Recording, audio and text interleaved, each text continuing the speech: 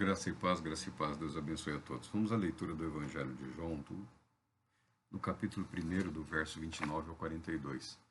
Cristo revelado como o Cordeiro de Deus. É o testemunho de João Batista. É o segundo testemunho de João Batista, conforme está registrado no Evangelho de João. No dia seguinte, ele, João, viu Jesus aproximando-se e declarou: Eis o Cordeiro de Deus que tira o pecado do mundo. Este é aquele de quem eu disse: Depois de mim vem um homem que me precede em importância, porque existia antes de mim. Eu mesmo não o conhecia, mas vim batizando com água por este motivo, para que ele fosse revelado a Israel. João testemunhou: Eu vi o Espírito descer do céu como uma pomba e permanecer sobre ele. Eu mesmo não o conhecia, mas aquele que me enviou para batizar com água me disse: Aquele sobre quem você vir o Espírito descer e permanecer, esse é o que batiza com o Espírito Santo. E eu mesmo vi e testemunhei que este é o escolhido. No dia seguinte, João estava novamente com 2 de seus discípulos. Enquanto observava Jesus passar, exclamou: Vejam, aqui está o Cordeiro de Deus. Os 2 discípulos ouviram-no dizer isso e seguiram Jesus. Quando Jesus se virou e os viu seguindo, perguntou: O que vocês estão procurando? Eles responderam: Rabi, que significa mestre, onde o Senhor está hospedado? E ele lhes disse: Venham e vejam. Eles foram, viram onde ele estava hospedado e ficaram com ele naquele dia. Eram cerca de 4 horas da tarde. Um dos 2 que ouviram João falar e o seguiram foi André, irmão de Simão Pedro. Primeiro encontrou seu irmão Simão e lhe disse: Encontramos o Messias, encontramos o ungido, encontramos o Cristo de Deus. Ele levou Simão a Jesus, que olhou para ele e disse: Você é Simão, filho de João. Você deve ser chamado Cefas. Cefas significa Pedro. Graças a Deus pela sua palavra. João Batista era sacerdote. Ele era da linhagem sacerdotal. Muito certamente, ele estava entre aqueles que não concordavam com a maneira com a qual o serviço sacerdotal, o ministério sacerdotal se desenvolvia naquela época. As corrupções, né, cargos comprados, sacerdotes, os sumos sacerdotes que para alcançar a posição, o ofício, muitas vezes nem eram da linhagem que poderia almejar ali o sumo sacerdócio, eles compravam. O sumo sacerdócio podia ser adquirido por muito dinheiro, tá? O sumo sacerdote presidia também o sinédrio.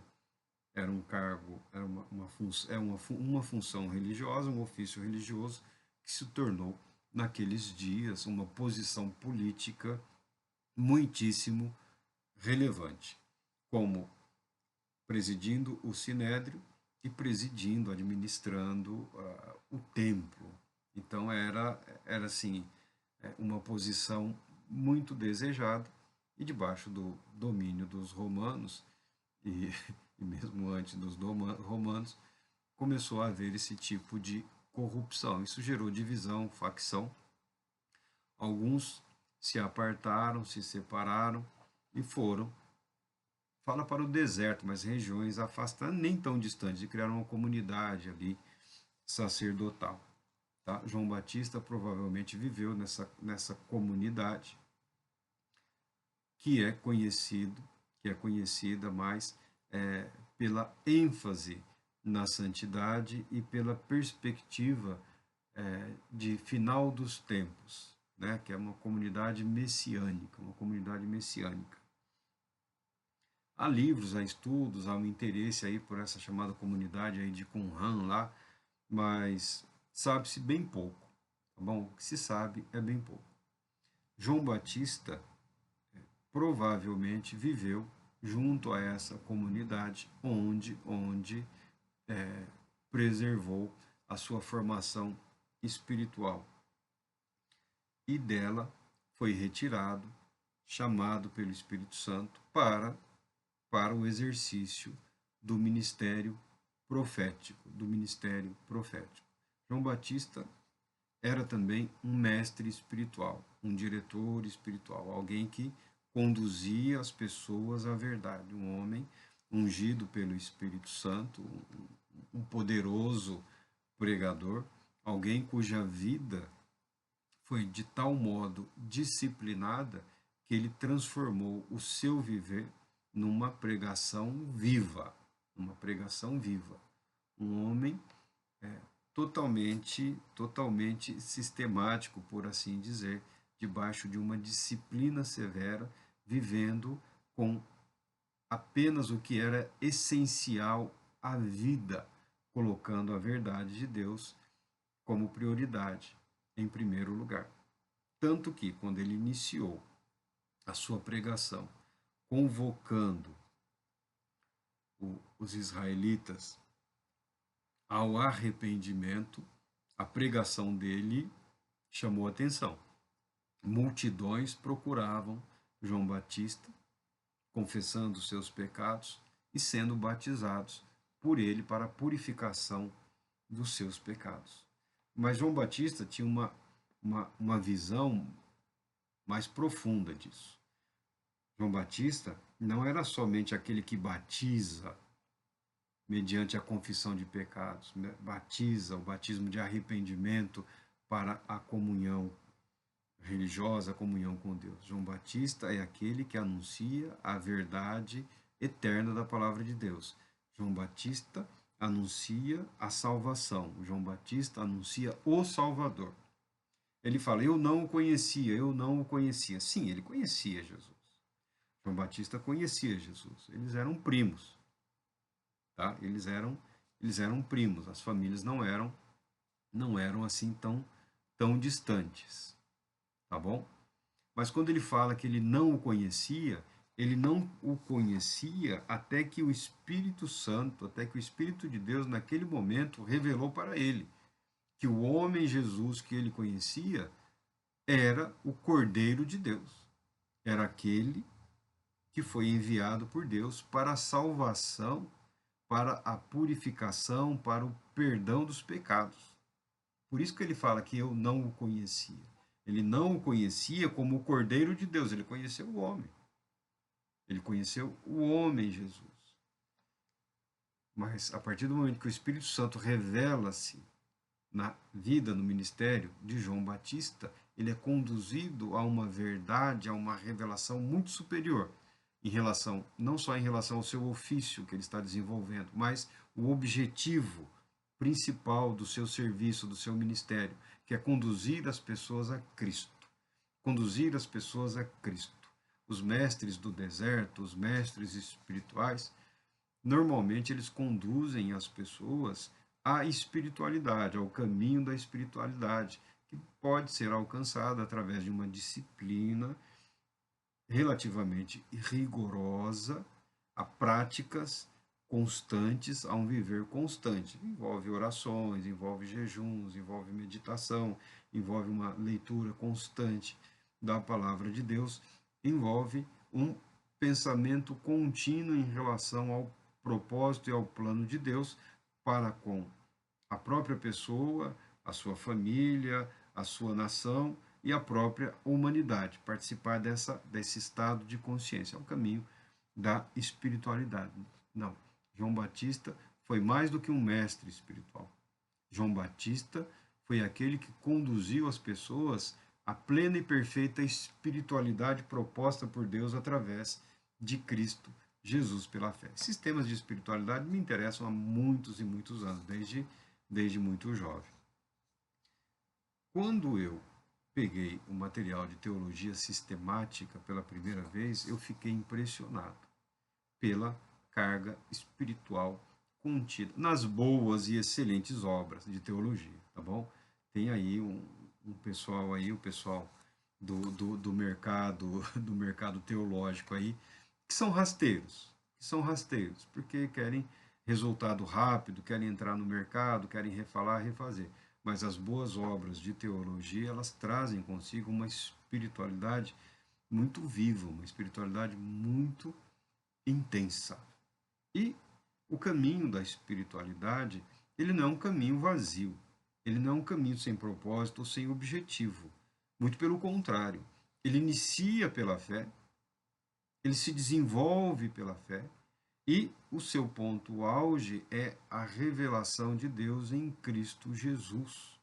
A plena revelação de Deus em Cristo Jesus, que possibilitará a revelação de nós mesmos. Nós nos conheceremos perfeitamente como nós somos e seremos tudo que podemos ser através da fé em Cristo Jesus, quando Cristo Jesus se revelar. Isso não são palavras minhas, são palavras do apóstolo Paulo. Então, João Batista não é só um mestre espiritual, ele é também aquele que teve a oportunidade de proclamar ao mundo a salvação em Cristo Jesus e apontar para as pessoas, esse é o Cordeiro de Deus, é aquele ali, o que tira o pecado do mundo, é ele, é aquele homem ali, é Jesus, E naqueles dias do seu ministério, ele teve a oportunidade de conduzir aqui André e outro que era discípulo dele, né, de João Batista, a Cristo Jesus. Veja, o que você quer dizer com isso, Marco? O importante, meu irmão, o importante, meu amigo, não é o número de pessoas que está te seguindo ou que está te ouvindo. O importante é que essas pessoas, se te ouvirem, sejam conduzidas a Cristo Jesus. Não estagnaram como discípulos de João Batista. Não estagnaram. Muitas pessoas estagnaram porque se tornaram discípulos do pastor, do padre, do bispo, do apóstolo, do profeta, ou disso ou do aquilo. Estão estagnados. Estão tão estagnados quanto estão esses tais líderes e mentores e tutores espirituais que não se cansam, tal qual os fariseus, de acrescentar justificativas para o não desenvolvimento ou para o fato de não alcançarem a plenitude da graça, da manifestação de Deus, das realizações e das operações do Espírito Santo, que envolve normalmente responsabilizar o outro e não a si mesmo. Se você quer viver uma vida cristã, um caminho de fé, um caminho de cura, um caminho de paz, um caminho de libertação, um caminho de perdão, um caminho através do qual você é constantemente e continuamente guiado, conduzido, pastoreado, guardado, esse caminho é Jesus Cristo. Não é nenhum outro homem, não é nenhum outro ser, não é nenhum outro agente. É Cristo Jesus. Não permita que a sua vida fique represada porque você está debaixo de uma condução espiritual de um homem ou mulher ou sei lá o que. Não, essas pessoas, se não estão te conduzindo a Cristo Jesus, elas estão te enganando. Elas estão te enganando. E se você está sendo enganado, é porque você está se permitindo enganar. Porque, como nós já falamos, ministérios cristãos têm como único objetivo a edificação do corpo de Cristo. Um auxiliando o outro, curando, libertando, fortalecendo, animando, encorajando. Esse é o propósito dos ministérios e dos ofícios cristãos. Nenhum deles, como proposto na palavra de Deus, tem o objetivo de fazer com que as pessoas fiquem submetidas ou subordinadas ou alienadas a este ou aquele indivíduo. O verdadeiro ministro do Evangelho conduz as pessoas a Cristo Jesus. E quando João Batista anunciou, apontou, indicou o caminho da verdade e a vida, ele foi ouvido. Ele foi ouvido, porque a vida dele era pautada por um compromisso de integridade com a verdade, por um compromisso com a palavra de Deus, com um compromisso com o ofício com o serviço religioso verdadeiro. Como disse depois Tiago, a religião verdadeira, a religião pura e sem pecado, não é necessariamente a dos templos.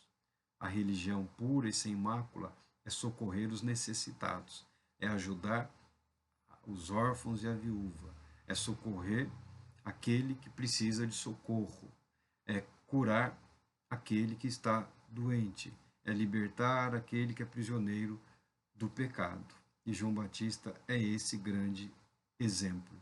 João Batista é esse indivíduo grandemente agraciado por Deus, que se submeteu à vontade de Deus, que no momento em que era o auge da sua fama, por assim dizer, desfrutando aí, não como as pessoas hoje imaginam, mas de um sucesso, de um êxito no seu ministério, por quê? Porque ele estava sendo ouvido.